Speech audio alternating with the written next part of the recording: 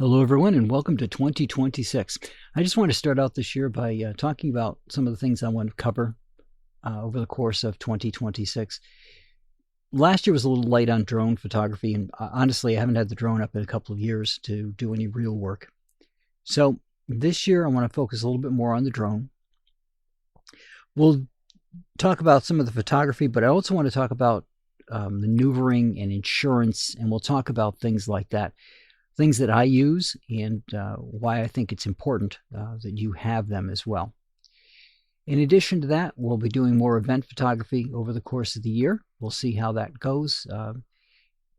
As you know, I shoot at Fort Ticonderoga, and the events there are keyed to the time of 250 years ago. So the events that are there that I'll be covering will change this year based off of historical record. We'll talk about some retouching techniques again, as I used to. And we'll talk about some things that I don't think are really needed anymore. I had a couple of subscriptions to services that I just don't use anymore because I found other ways to do them about as quickly as before. So we'll start off with that for this first episode. And I used Imagen. Now, Imagen takes a lot of upfront work. Unless you're trying to make your look be somebody else's look, which I don't recommend.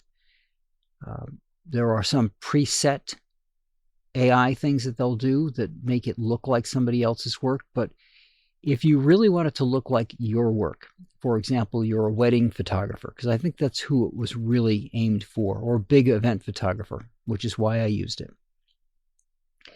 You have to train the AI with pictures that you've taken that you like the look of, right?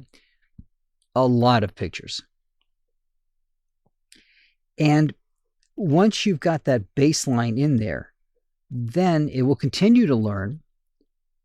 But you have to upload your pictures, which works right out of the Adobe application. So it's very easy to use. I have no complaint about its ease of use. But you load your pictures up there. It runs them through the processing that you have trained it to do and gives you your pictures back. Then you go through those pictures and you figure out what you want and what you don't want. Make any changes that you want to do, right? Just like if you're using any kind of AI, like for ChatGPT, and it gives you something back, you maybe go through it and you may tweak it. But unlike ChatGPT, you're not handing it back to them. This case, in Imagen, you're going to hand it back, and Imagen's going to take a look at that and learn the differences between what you did and what it did and adjust itself accordingly. Kind of cool, kind of neat, a lot of upfront work. And of course, a subscription fee. Well, it's $7 a month, which sounds really cheap, but it's only how many credits you get. And then you get billed for the ones above that. And I was using it for the Fort Ticonderoga stuff. I trained it up on a whole bunch of photographs that I did. I couldn't use it on certain things, like because I trained it on certain events, that's pretty much all I could use it for. Unless I wanted to retrain it on other things. And I didn't have as many photographs for the other things, such as the flower garden photographs that I take, that I could train it up with that. And you go through and you're still doing all your culling, right? You're labeling what you want. You give it to Imagen and you tell it what label you want it to use, be it just pick, or if you got a color label or whatever that is, or a ranking that you've done on the photographs, and you hand it off to Imagen. It goes up for processing. It'll let you know when it's done. You load it back into your application. Then you have to go through them again just to make sure, especially early on. As you've used it for a while, it has learned itself. It's made those adjustments that it needed to make, and you may not have to do it as much later on. Then you have to load that back up to Imagen again. So from your normal workflow, where you might be retouching every single photograph, which could take a while, right? Every one of your picks, here it's doing the retouching for you. It's like having a trainee, an assistant, who handles the basic retouching. But what I found, quite honestly, is I could get almost the same thing out of a good set of presets. And what I did was I took a couple of bought presets, looked at what the changes were that they made, assembled them together, made my own tweaks to it, got my own preset. And that preset does most of my retouching for event photography. Now, I'm not doing portrait retouching this way, right? This was not, I didn't have a lot of portraits I could give to it about retouching. It might do a great job if you're doing a lot of portraiture work, right? Like I've said before, when I do the portrait, and I'm concentrating on a person, especially their face, you've got that whole, well, if it's a guy, do you make it look a little bit more detailed, right, to bring out the chin hair and the roughness of the face and go a little softer on a woman? I like to frame the face, right, by making it darker where it should be dark and look like it's give it more roundness to the face, more detail to the face, bring that three-dimensionality back in. I don't have enough of that work to properly train Imagen. No way. I think you need 1,000 photographs if memory serves. It's been a couple of years since I trained it, and I do not have 1,000 retouched photographs that I can load up there to go get that done.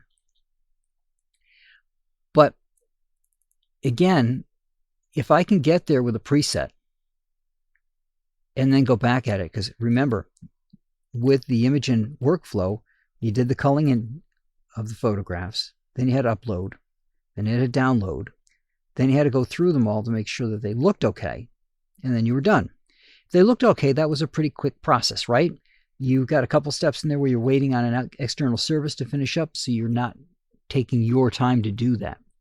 However, if I've got a preset and I've done my culling and I apply my preset and then I go through the photographs, right, I can apply that preset when they load. So loading and preset is one step. It applies to all the photographs, but that's okay. Then I cull the ones out of there that I don't like. And then I just have to go look at the ones that I did choose and see if there's any more tweaks that I want to make to it. And I can do that as I'm culling the photographs. So for me, that just works better and for the workflow that I'm doing right now with the event photography. If I were doing retouching of faces and bodies and things, that would be quite different. If I were shooting a bunch of bodybuilders, all right, I don't know that Imagen can or can't do this because, again, I don't have enough photographs to proof it out. But when you're doing a bodybuilder,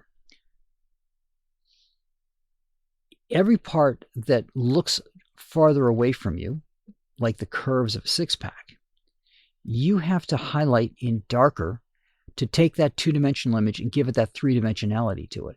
You may have to put a little bit of lightening over the raised parts of the abs just to give it that depth, right, to make that image pop. We do the same thing around the face, right? Darken it around the face so the face looks more round. Darken it lightly around the eyes, and then lighten up the eyes themselves a little bit just to make that eyeball look like it's sticking out, right? To not make it look like a flat image anymore. I don't know that Imagen can do that.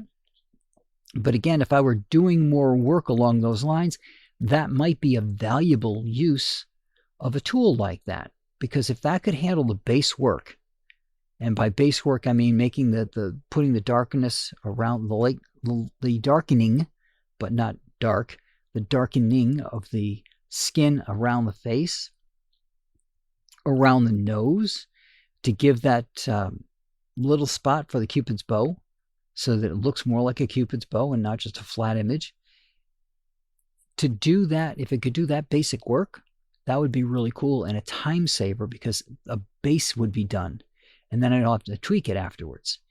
But again, I'm doing a lot of event photography where you're dealing with things about brightness and contrast, and I go through and I color tone the images. So with all that done, you know, that's not a lot of work. It's not a lot of things that would have to be, that the Imagen or some other similar project would do that much for me, because I can preset it on the way in. I can do my color grading on the pictures that I like. I can check the color grading on the pictures that I like if I applied it on the way in, and just go from there. So it doesn't require a lot of extra effort for me just to put a preset in. And as I looked at it, I had a whole bunch of credits left at Imagen because you're getting hit with a $7 a month fee that gives you credits, and I wasn't using it. So there didn't seem to be a lot of point to something like that. Again, if you don't have a style and you want to use somebody else's style, a tool like that could be useful. But in order to set yourself off from the pack, you need to have your own style. You need to have your own way of not only looking at the subject, but of retouching the photographs that you get done afterwards. There are some professional photographers who just shoot, letting the camera handle almost everything. And I get that. There's sometimes that you've just got the timing. You've got to have a clean, done picture right off the rip. I don't. I shoot in RAW. And when you shoot in RAW, every single image is going to have to be edited in some way. Contrast is going to be off, or your white balance may have to be tweaked. A whole bunch of things may have to be done. But again, there's certain things that you can just put in a preset, especially with the more intelligent presets that have come out for Adobe at this point, and you just go from there. But that's what I got for you guys for the start of the year. Like I said, we'll do more drone stuff this year, and again, of course, more more event photography. Maybe we'll slide in some portraits. We'll actually have some garden pictures again this year. And maybe we'll do some architecture stuff this year as well. But that's what I got for you to start off 2026.